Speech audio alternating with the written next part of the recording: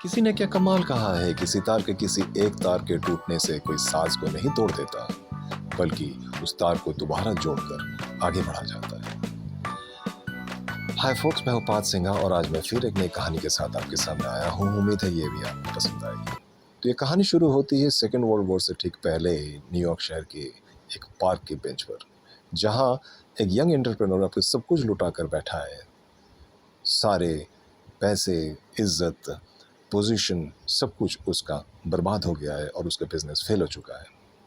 ऐसे ही वक्त में उसके सामने से एक वृद्ध आते हैं और उसका हालचाल पूछते हैं। तो वो बताता है कि मैं कर्ज में डूब चुका हूँ, मेरा सारा बिजनेस चौपट हो चुका है और सारे दोस्त मुझे छोड़कर जा चुके हैं, यहाँ तक कि मेरे सारे सगे संबंधी भी मुझे छोड़ चुके हैं।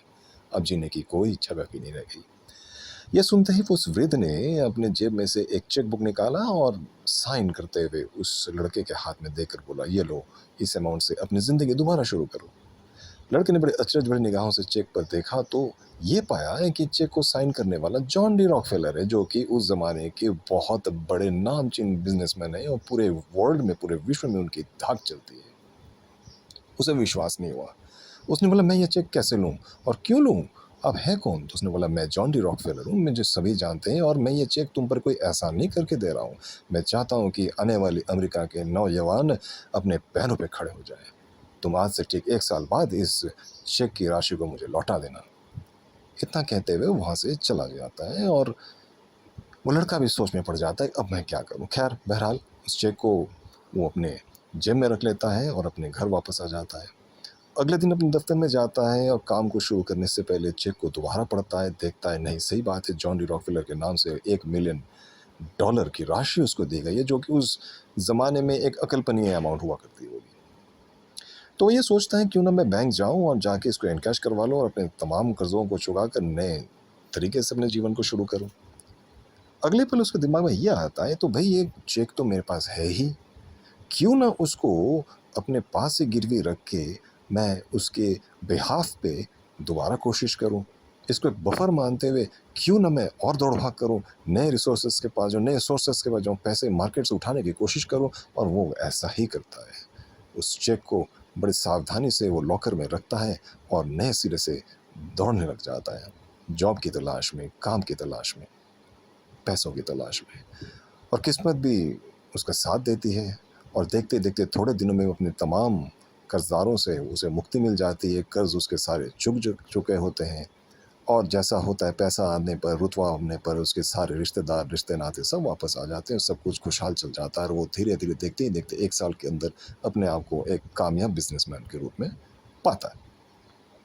बहरहाल 1 साल बीत चुका होता है और वो निर्धारित दिन पर वो उसी पार्क पे जाता है, उस चेक को हाथ में लेके कि लौटाना है आज रॉकफेलर साहब को। सामने से रॉकफेलर साहब आ रहे होते हैं और ये लड़का, हमारा हीरो, भी अपने पैरों पे खड़े होकर उनको अभिवादन करता है कि गुड डे सर, आपके बदौलत आज मैं अपने पैरों पे खड़ा हुआ हूँ। इससे पहले कि रॉकफेलर उससे कुछ कहते हैं कि तभी कहीं से 2 मेडिकल स्टाफ आ जाते हैं और रॉकफेलर को उठा के वहाँ से ले जा रहे होते हैं घसीटते हुए। और हमारा पात्र बड़ा गुस्सा होता है और कहता है, what is this nonsense, Rockefeller साहब को कहाँ उठा के ले जा रहे हो, क्या बदतमीजी है ये, कौन है आप? तो उनमें से एक नर्स घुर के इस लड़के को कहती है, रॉकफेलर? कौन रॉकफेलर? अरे ये तो एक मानसिक रूप से बीमार बंदा है जो अमूमन अस्पताल से भाग के बाहर आता है और रॉकफेलर के नाम से लोगों को चेक बांटता फिरता है। फ्रेंड्स, ये कोई कपोल कल्पित कहानी नहीं है, ये वाकईदा हुई थी और ये मैंने अपने जीवन में बचपन में टाइम्स ऑफ इंडिया में पढ़ी थी।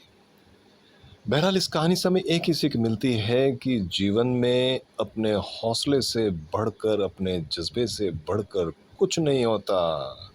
अगर अपने पात्र ने, अपने जो हीरो ने, अगर वाकई में उस चेकबुक को इनकैश करने के लिए बैंक ले गया होता तो उसने ज़रूर आत्महत्या कर ली होती। लेकिन इसके जवाब में, इसके अगेंस्ट में, उसने अपने पैरों पे अपनी कोशिश द्वारा अपने भाग्य को दोबारा खड़ा किया। उम्मीद है आपको ये कहानी अच्छी लगी होगी। नमस्कार।